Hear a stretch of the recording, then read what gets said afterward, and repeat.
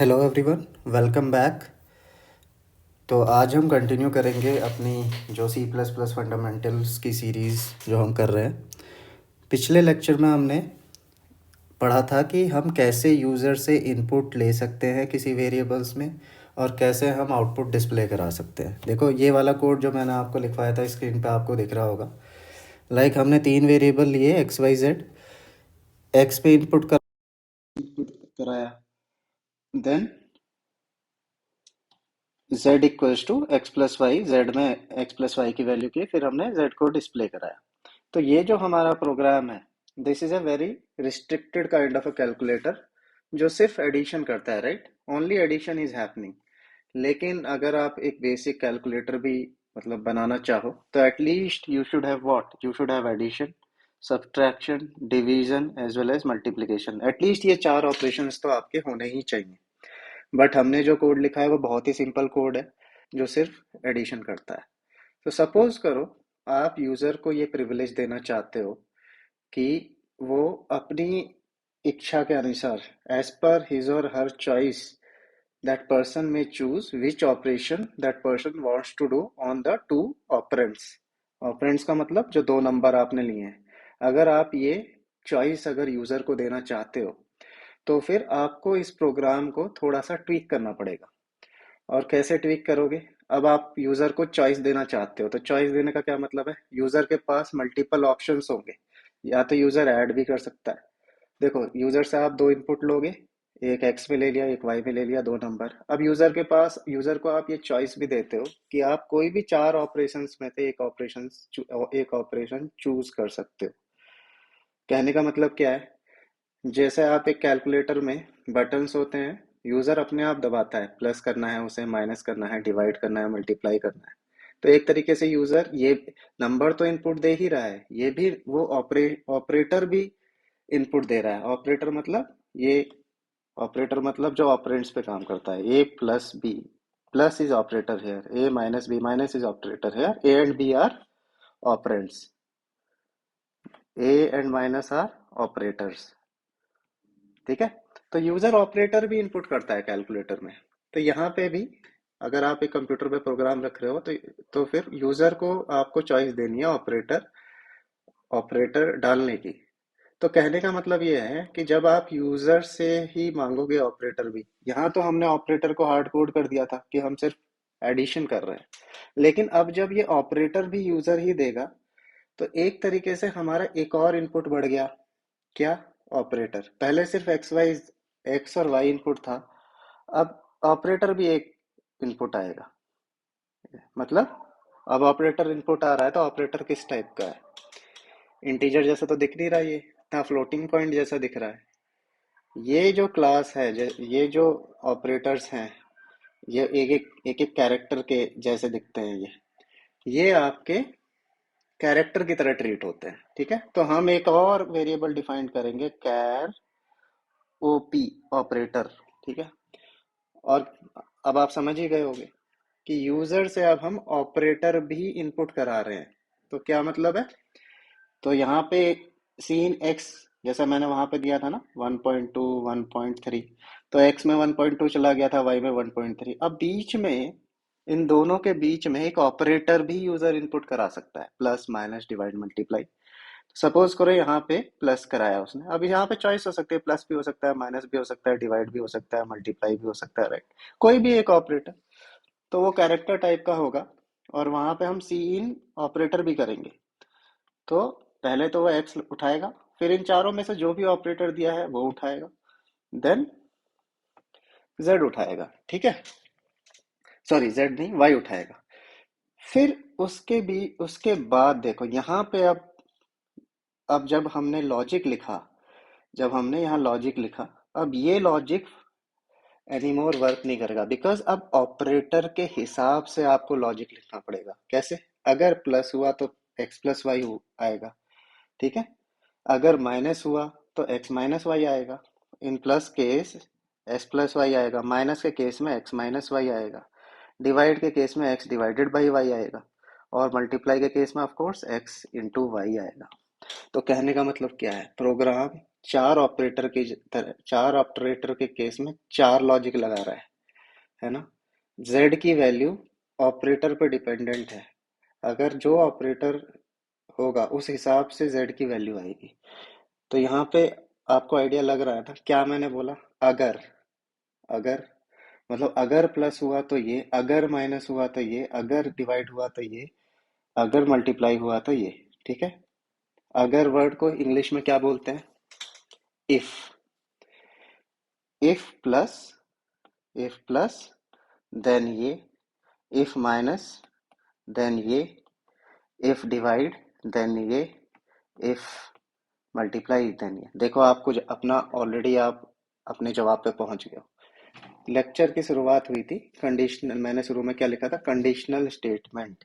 Conditional statement का क्या मतलब है? एक ऐसी स्टेटमेंट जिसमें एक कंडीशन जाती हो। अब अगर वो कंडीशन ट्रू हो गई तो फिर उस स्टेटमेंट के अंदर जो चीजें होंगी वो एग्जीक्यूट होंगी। अदरवाइज अगर फॉल्स होगी तो वो स्टेटमेंट के अंदर जो चीजें होंगी वो एग्जीक्यूट नहीं होंगी। तो उन स्टेटमेंट्स को बोलते हैं कंडीशनल स्टेटमेंट, जो एक कंडीशन लेती है। और वो किन सिनेरियोज में काम आती है? जहां पे आपको डिफरेंट डिफरेंट ऑप्शंस होते हैं और डिफरेंट ऑप्शंस पे डिफरेंट तरीके से वर्क करना होता है। तो इफ स्टेटमेंट कैसे काम आएगी? देखो मैं कोड लिखता हूँ। If, if operator OP, OP में हमारा ऑपरेटर है डबल इक्वल्स टू प्लस। देखो कैरेक्टर को सिंगल कोट से डिनोट किया जाता है, स्ट्रिंग को डबल कोट से डिनोट किया जाता है। जैसे जैसे हम कोडिंग में आगे बढ़ेंगे ये सब चीजें याद हो जाएंगी। तो ये चीज क्या बोलती है? इफ मैंने आपको बता रखा है। अगर, अगर हिंदी में जो होता है अगर, वही है इफ। अगर ये चीज ट्रू होती है, ये चीज, ये कंडीशन सेटिस्फाई होती है, ये चीज ट्रू होती है, ये चीज ट्रू होती है, तो इसके अंदर जो इसकी बॉडी है, ये कर्ली ब्रेसिस के अंदर जो मतलब पार्ट है वो चीज एग्जीक्यूट होगी, ये चीज एग्जीक्यूट होगी। ठीक है। इसी प्रकार से इफ, अब यहाँ पे देखो एक नई चीज आपको दिख रही होगी, डबल इक्वल टू। तो सी प्लस में उसमें क्या होता है? एक होता है जो सिंगल इक्वल टू होता है, एक्स इक्वल टू वन, ये असाइनमेंट ऑपरेटर होता है। ठीक है, असाइनमेंट, ये असाइनमेंट ऑपरेटर होता है। मतलब हम एक वैल्यू एक्स में असाइन कर रहे हैं, या फिर x equal to y plus z, या वाई प्लस जेड एक्स में असाइन हो रहा है। लेकिन जब आपको कंपेयर करना होता है तो आप डबल इक्वल टू लिखते हो। ये कंपेयर करता है दो वैल्यूज को। तो एक्स डबल इक्वल टू, अगर वन, मैंने पहले एक्स इक्वल टू वन किया फिर x double equal to one किया, तो फिर ये ट्रू रिटर्न करेगा क्योंकि एक्स, एक्स की वैल्यू वन है। और अगर x double equal to two पूछा मैं तो ये फॉल्स बोलेगा। क्यों? क्योंकि एक्स की वैल्यू वन है और हम पूछ रहे हैं कि ये एक्स दो के बराबर है क्या? नहीं। तो इसी प्रकार से यहाँ पे हम क्या पूछ रहे हैं? क्या ऑपरेटर की वैल्यू प्लस है? तो आप गेस कर लियोगे, अगर ऑपरेटर की वैल्यू प्लस है तो इफ के अंदर क्या होना चाहिए? z equals to x plus y. इसी प्रकार से अब यहाँ आप आगे भी सोच सकते हो क्या होगा। अगर x double equals to minus हुआ तो आप क्या करोगे? z equals to x minus y. ठीक है। इसी प्रकार से यहाँ पे भी आप लिख सकते हो, ऑपरेटर की वैल्यू अगर मल्टीप्लाई हुई तो z equals to x into y. ऐसे ही इफ ऑपरेटर की वैल्यू क्या हुई, अगर डिवाइड हुई तो क्या होगा? अगर डिवाइड हुई तो z equals to x divide by y. ठीक है। तो यहाँ पे आपने देखा कि हम कैसे कंडीशनल स्टेटमेंट का यूज करके अपने कोड को और ज्यादा पावरफुल बना सकते हैं। इसको थोड़ा सा कोड करके देखते हैं। यही कल वाला कोड मैं मॉडिफाई करूंगा। अब देखो मैंने क्या बताया था, ये तीन वेरिएबल तो मेरे पास रहने ही है, साथ ही साथ एक और वेरिएबल आ जाएगा, कैर ऑपरेटर। ठीक है। अब ऑपरेटर में यहाँ पे मैं सी आउट कर दूं पहले। चलो एक मैसेज टाइप का, एंटर द ऑपरेशन। ठीक है, स्लैश एन। अब यहाँ पे सी ए ऑपरेटर में जाएगा। चलो अब देखो ये वाली स्टेटमेंट अब आगे हमारे लिए काम की नहीं है। अब यहाँ पे हम इफ स्टेटमेंट्स लगाएंगे। If operator double equals to plus, तो क्या होने वाला है z की value, z equals to x plus y. If, यहाँ पे मैंने गलत कर दिया, if operator double equals to minus, तो क्या हो जाएगी z की value, z equals to x minus y. ठीक है। If operator double equals to, तो यहाँ पे डिवाइड ऑपरेशन इससे होता है, डिवाइड, तो z equals to x divided by y। और अगर ऑपरेटर की वैल्यू क्या हुई, मल्टीप्लाई बचा, if operator double equal to multiply, तो आप क्या बोलेंगे, z की value equals to x into y. तो ये काफ़ी मतलब आई थिंक इसमें कोई डाउट नहीं होना चाहिए। जैसे हमारी नॉर्मल भाषा में हम बोलते हैं, अगर ऐसा हुआ तो ऐसा करो, अगर वैसा हुआ तो वैसा करो। तो ये इफ स्टेटमेंट वही है, जिस हिसाब का इनपुट होगा उस हिसाब का आपका आउटपुट आएगा। तो पहले हम प्लस के लिए चेक करते हैं। अब इसको प्लस के लिए चलाता है, आई होप कोई एरर ना हो।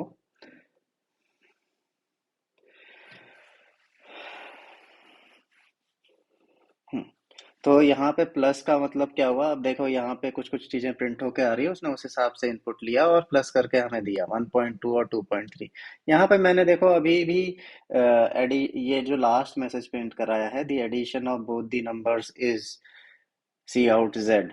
तो अगर मैं चाहूँ तो इस मैसेज को भी इफ स्टेटमेंट्स के अंदर डाल के और थोड़ा सा बेटर मैसेज कर सकता हूँ। कैसे कर सकता हूँ, देखो इनको उठा के इनके अंदर ही डाल देते हैं, ताकि हर एक के लिए उसके करस्पॉन्डिंग मैसेज प्रिंट हो जाए, राइट।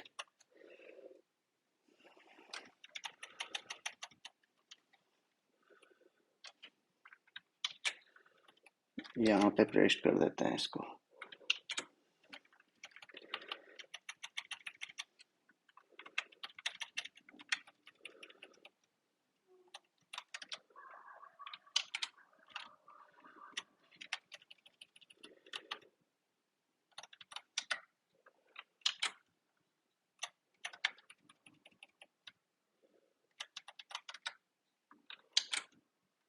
ठीक है।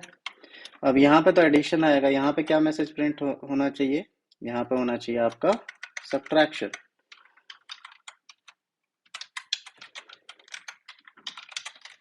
यहाँ पे क्या हो जाएगा, डिवीजन। यहाँ पे क्या हो जाएगा, लास्ट में हो जाएगा आपका मल्टीप्लिकेशन। अब हमने एडिशन के लिए चेक करके देखा इसको, अब चेक करते हैं इसको मल्टीप्लिकेशन के लिए चेक कर लेते हैं। चलो मल्टीप्लाई हो रहा है यहाँ पे, अब रन कोड करते हैं। तो देखो यहाँ पे मल्टीप्लाई हमने डाला था, तो इसका मतलब क्या हुआ, ये मल्टीप्लाई वाला इफ स्टेटमेंट हिट हुआ, बाकी सब के अंदर ये घुस ही नहीं पाया। तो multiplication of both the numbers is what, 1.2 into 2.3 कितना हो गया, 2.76। तो समझ में आ रहा है ना। आई होप आपको कंडीशनल स्टेटमेंट्स का आइडिया लग गया होगा कि कंडीशनल स्टेटमेंट कैसे काम करती है। एक तो इस कंडीशनल स्टेटमेंट का सबसे बेसिक कंडीशनल स्टेटमेंट होगी आपकी इफ स्टेटमेंट। इफ स्टेटमेंट क्या करती है, इफ स्टेटमेंट एक कंडीशन एज ए इनपुट लेती है, और अगर वो सॉरी इनपुट नहीं, एज ए कंडीशन उस स्टेटमेंट में होती है, और अगर उसका इवैल्यूएशन ट्रू आता है, अगर ये ट्रू आता है तो इसके अंदर का जो कोड है वो एग्जीक्यूट होता है, अदरवाइज वो स्किप हो जाता है। तो ये तो हो गया इफ स्टेटमेंट। इसी प्रकार से थोड़ी और एक दो और कंडीशनल स्टेटमेंट है दैट यू शुड नो, जो कभी कभी यूज होंगी आपके में। अगर सपोज करो ऐसा आपको एक कंडीशनल स्टेटमेंट है जिसमें आपको ऐसा करना है कुछ, कि अगर कोई कंडीशन ट्रू होती है तो आप एक काम करो, otherwise you do something else. तो उस कंडीशनल स्टेटमेंट का स्ट्रक्चर कैसा होगा, if the condition then do this, else do this. तो ये इफ एल्स स्टेटमेंट होती है, ये भी एक तरीके की कंडीशन। देखो यहाँ पे मैंने जो कोड लिखा आपके साथ, यहाँ पे कहीं पे भी एल्स स्टेटमेंट नहीं है, ठीक है। तो दिस कोड वर्क्स फाइन। कभी कभी ऐसी सिचुएशन आती है यहाँ जहाँ पे आपको किसी एक पर्टिकुलर केस के लिए कुछ करना होता है, अदरवाइज कुछ और करना होता है, ठीक है। ईदर दिस और दैट वाली सिचुएशन, ठीक है। ईदर दिस और दैट, ठीक है। तो वहां पे इफ एल्स स्टेटमेंट यूज हो जाती है। तो अगर कोई एक कंडीशन जो है यहाँ पे आप डालोगे वो ट्रू हो गई तो आपका ये वाला कोड एग्जीक्यूट हो जाएगा, अदरवाइज एल्स पार्ट एग्जीक्यूट हो जाएगा। अगर ये ट्रू हुआ तो ये वाला पार्ट, वन वाला पार्ट, अदरवाइज सेकंड वाला पार्ट। तो ये इफ एल्स स्टेटमेंट हो गई। I hope this is clear to. ये जब हम कोड करेंगे तो आप समझ जाएंगे। कहीं बहुत इफ एल्स का भी कहीं कहीं यूज होता है कि जहां पे ऐसी सिचुएशन आए कि कोई ना कुछ तो आपको एग्जीक्यूट कराना ही है, ठीक है। अब आगे बढ़ते हैं। तो जैसे ये इफ एल्स स्टेटमेंट है, इफ एल्स, ऐसे ही क्या होता है, एक इफ एल्स लैडर भी होती है। If else ladder, if else ladder भी एज द नेम सजेस्ट क्या है, इसमें मल्टीपल इफ एल्स लगेंगे। इफ यहाँ पे अगर ये कंडीशन, तो सबसे पहला इफ होगा, एल्स इफ, फिर आएगा एल्स इफ ये कंडीशन, फिर एल्स इफ ये कंडीशन, तीसरा एल्स इफ, और लास्ट में सपोज करो। तो ये कैसे एग्जीक्यूट होता है, पहले ये चेक करता है कि सबसे पहली कंडीशन ट्रू हो रही है क्या, बोला नहीं हो रही तो अगले पे बढ़ो। ये वाली ट्रू हो रही है क्या, नहीं हो रही तो अगले पे बढ़ो। जहां पे भी ट्रू हो जाती है वहां शॉर्ट सर्किट हो जाएगा और हम लोग उस इफ एल्स लैडर में से बाहर आ जाएंगे, ठीक है। अगर ये वाली कंडीशन ट्रू हो रही है तो ये एग्जीक्यूट करो। एल्स में क्या, ये डिफॉल्ट स्टेटमेंट भाई, अगर कोई भी नहीं ट्रू हो रही, मतलब इफ एल्स इफ कोई भी कंडीशन ट्रू नहीं हो रही तो लास्ट में एल्स, जो लास्ट एल्स है वो तो एग्जीक्यूट हो ही जाएगा। मतलब ये एक तरीके से डिफॉल्ट हो गया यहाँ वाला। तो एक तरीके से क्या हुआ, ये इसका इफ एल्स का एक्सटेंडेड वर्जन हो गया। इफ एल्स में क्या होता था, सिर्फ एक इफ में कंडीशन है, अगर ये ट्रू हुई तो ये, अदरवाइज अगर ये ट्रू नहीं होती तो हर केस में एल्स पार्ट एग्जीक्यूट होगा। यहाँ पे क्या था, आपके पास मल्टीपल स्टेटमेंट्स थी। अगर ये ट्रू हुई तो ये, अगर सेकंड वाला ट्रू हुआ तो ये, थर्ड वाला ट्रू हो गया तो ये, फोर्थ वाला ट्रू हो गया ये। तो हमारा जो बेसिक कैलकुलेटर है वो यहाँ पे कैसे फिट हो सकता है, देखो। If O P double equals to plus, तो यहाँ पे z equals to x plus y लिख दो। Else if O P double equals to minus, तो यहाँ पे क्या हो सकता है, z equals to x minus y लिख दो। Else if O P double equals to multiply, तो फिर क्या हो गया यहाँ पे, z equals to x into y लिख दो। एल्स मतलब अब हम यहाँ क्या अज्यूम कर रहे हैं, प्लस नहीं है, माइनस नहीं है, मल्टीप्लाई नहीं है, तो क्या हो गया, डिवाइड। तो z equals to x divided by y. अब यहाँ पे एक एज केस आपका जो फंसता है वो ये है। जैसे मैं आप रन करा के दिखाता हूँ, देखो। सपोज करो मैंने यहाँ पे एक बोगस सा ऑपरेटर दे दिया। बोगस सा ऑपरेटर मतलब सपोज करो मैंने दे दिया ये दे दिया। अब क्या आउटपुट आना चाहिए आपके हिसाब से, 1.2 एंड 2.3। देखो, एंड तो कहीं पे भी कोई भी इफ स्टेटमेंट हिट नहीं होती इससे, क्योंकि एंड किसी भी ऑपरेटर में कहीं पे भी ट्रू नहीं देगा। तो ये क्या करेगा, देखो। एक्चुअली इसने एंटर द फर्स्ट नंबर किया, ठीक है, पहला स्टेटमेंट प्रिंट किया ये। देन दूसरा किया, मतलब operation, enter the operation, operation में एंड आ गया। और तीसरा किया, एंटर द सेकंड नंबर। इसके बाद क्या हुआ, कोई भी ऑपरेटर वाला इफ स्टेटमेंट हिट नहीं हुआ, तो इसके वजह से कुछ भी प्रिंट नहीं हुआ, ठीक है। तो फिर ऐसे केस में, चलो अब मैं इसको इफ एल्स लैडर में कन्वर्ट करता हूँ। इफ, ठीक है, ऊपर वाला एल्स इफ माइनस ये, एल्स इफ डिवाइड पे ये करो। और यहाँ पे मैंने क्या बोला था, लास्ट के केस में वो डिफॉल्ट वाला केस हो जाता है, तो यहाँ पे सिर्फ एल्स आता है। तो इस केस में क्या होगा, अब क्या होगा, अब मैंने एंड डाला, यहाँ पे एम्परसेंड डाला, तो क्या होगा, पहला ऑपरेटर प्लस सेटिस्फाई नहीं हुआ, चलो भाई दूसरे एलसिफ पर जाओ। ये माइनस सेटिस्फाई नहीं है, चलो भाई तीसरे एलसिफ पर जाओ। यहाँ पे डिवाइड सेटिस्फाई नहीं हुआ, तो अब तीनों नहीं सेटिस्फाई हुए तो एल्स वाला पार्ट तो एग्जीक्यूट होना ही होना है। तो क्या होगा फिर, मल्टीप्लिकेशन वाला प्रिंट हो जाएगा। ठीक है, देखो, the multiplication of two numbers is, but is it correct? Ideally आपको यूजर को ये बोलना चाहिए था कि भाई यार, ये आपका जो आपने जो ऑपरेटर दिया है वो गलत है ना? तो यहाँ पे क्या ध्यान रखने की जरूरत है, यहाँ पे आप एक और एलसिफ लगाओ, यहाँ पे आप एक और एलसिफ लगाओ और बोलो elif operator double equals to multiply, कि आप मल्टीप्लाई के केस में ही ये करोगे। और एल्स में क्या डालोगे, जो लास्ट डिफॉल्ट है, कि भाई अगर चारों में से कोई हिट नहीं हो रहा है तो आपको क्या प्रिंट करना है, सी आउट इनवैलिड इनपुट। ठीक है, इनवैलिड इनपुट। अब देखो ये प्रोग्राम सही करेगा, क्योंकि अब मैंने डिफॉल्ट को एकदम अलग कर दिया, ये नहीं कि डिफॉल्ट में मैंने कोई ऑपरेशन डाल दिया। राइट, अब देखो सही करेगा ये, इनवैलिड इनपुट आया अब हमारा। तो जहां पे मतलब आपको इस तरीके की चीज करनी है कि कुछ कंडीशंस परफॉर्म करानी है, कुछ कंडीशंस को चेक करना है, और अगर उन कंडीशन में कुछ भी सेटिस्फाई नहीं होता है तो एक डिफॉल्ट केस भी डालना है, तो वहाँ पे एलसिफ लैडर बहुत हेल्पफुल है। और कहाँ कहाँ पे एलसिफ, और एक जो बेस इफ एल्स वाला जो स्टेटमेंट है वो तो है ही, जहाँ पे आपकी दो चॉइसेस है, या तो एक चॉइस एग्जीक्यूट होगी या दूसरी, लेकिन एक ना एक तो होगी ही। तो वहाँ पे इफ एल्स। अब देखो इसमें कुछ ऑब्जर्वेशंस क्या है, इफ एल्स में भी, इफ एल्स में, इफ एल्स, इफ एल्स के अंदर, या फिर आप इफ एल्स लैडर की बात कर लो। देखो इफ एल्स लैडर तो इफ एल्स का एक्सटेंशन ही है, कोई ना कोई एक ब्लॉक तो एग्जीक्यूट होगा ही, मतलब वर्स्ट केस में डिफॉल्ट वाला तो एग्जीक्यूट होगा ही, राइट? जैसे यहाँ पे अगर इफ स्टेटमेंट आपकी सेटिस्फाई नहीं भी हुई, ये ब्लॉक स्किप भी हो गया, तो एल्स वाला तो एग्जीक्यूट होगा ही होगा। ऐसे ही इफ एल्स लैडर में भी कोई ना कोई एक ब्लॉक तो एग्जीक्यूट होगा ही होगा, वर्स्ट केस में ये एल्स लास्ट वाला एल्स एग्जीक्यूट होगा।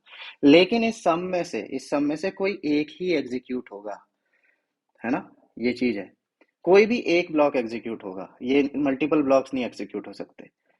ठीक है, और यहाँ पे भी या तो ये होगा या फिर ये होगा, कोई एक ही होगा, लेकिन एक जरूर होगा। तो ये दोनों का केस में ये चीज लाई करती है। लेकिन जब मैंने सिर्फ इफ स्टेटमेंट लिखी थी, तो ये इंडिपेंडेंट इफ स्टेटमेंट्स हैं, यहाँ पे जरूरी नहीं है कि एक होगा ही होगा, यहाँ पे हो सकता है सारे स्किप हो जाए, क्योंकि ये इंडिपेंडेंट इफ स्टेटमेंट है, इनका कोई एल्स पार्ट नहीं है, जो मैंने सबसे शुरुआती कोड लिखा था। तो ये आपकी कंडीशनल स्टेटमेंट होगी। कंडीशनल स्टेटमेंट क्यों बोलते हैं इनको, क्योंकि इनमें एक कंडीशन होती है, अगर वो ट्रू होती है तभी उनके अंदर जो कोड ब्लॉक होता है वो एग्जीक्यूट होता है, अदरवाइज वो कोड ब्लॉक एग्जीक्यूट नहीं होता। अभी कंडीशनल स्टेटमेंट में मेजर कौन कौन सी है, एक तो इफ, नॉर्मल इफ लगाते जाओ और उनके अंदर कोड लिखते जाओ। एक कोड ब्लॉक किसको बोलते हैं, जो इफ के आगे से कर्ली ब्रेसेस स्टार्ट होता है और ये क्लोज होता है, ये ब्लॉक इस इफ के स्टेटमेंट के अंदर आता है। ठीक है, तो नॉर्मल इफ स्टेटमेंट्स लगाते जाओ, उनके अंदर कोड लिखते जाओ। अगर इफ स्टेटमेंट के अंदर जो कंडीशन है दैट बिकम्स ट्रू, तो वो कोड ब्लॉक एग्जीक्यूट होगा, अदरवाइज स्किप हो जाएगा। तो ये तो नॉर्मल इफ स्टेटमेंट्स हो गई। फिर उसके बाद मैंने क्या बताया, एक इफ एल्स स्टेटमेंट भी होती है। उसका क्या होता है कि इसमें से एक तो एग्जीक्यूट होनी ही होनी है, वर्स्ट केस में या डिफॉल्ट केस में एल्स पार्ट एग्जीक्यूट हो जाएगा। तो ये आपकी इफ एल्स स्टेटमेंट होगी, जिसको बोलते हैं ईदर दिस और दैट, ईदर दिस और दैट। ऐसे ही इसका एक्सटेंशन हो गया क्या, इफ एल्स लैडर, जिसमें मल्टीपल कंडीशन आ सकती हैं, और वर्स्ट केस में आपका डिफॉल्ट लास्ट वाला एल्स एग्जीक्यूट हो गई। अगेन इन सारे इफ एल्स में से एक ही ब्लॉक एग्जीक्यूट होने वाला है, वर्स्ट केस में एक तो जरूर होगा ही होगा। I hope the conditional statements is clear.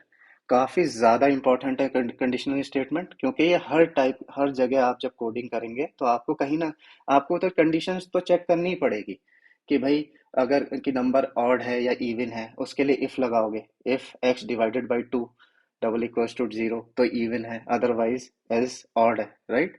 इस टाइप की चीजें आप डे टू, मतलब डेली कोडिंग में जब आप कोई भी लीड कोड पे प्रॉब्लम सॉल्व करोगे तो कंडीशनल स्टेटमेंट तो आपको आनी ही आनी चाहिए। तो conditional statements are not tough. आप ये लेक्चर को मल्टीपल टाइम देखो, इफ एल्स स्टेटमेंट्स की प्रैक्टिस करो, it will be very very fluid for you guys. ठीक है, I hope this lecture is clear to you. If there are any doubts please comment and I will try to respond to you guys. अब Let's meet in the next lecture with a new concept. Thank you.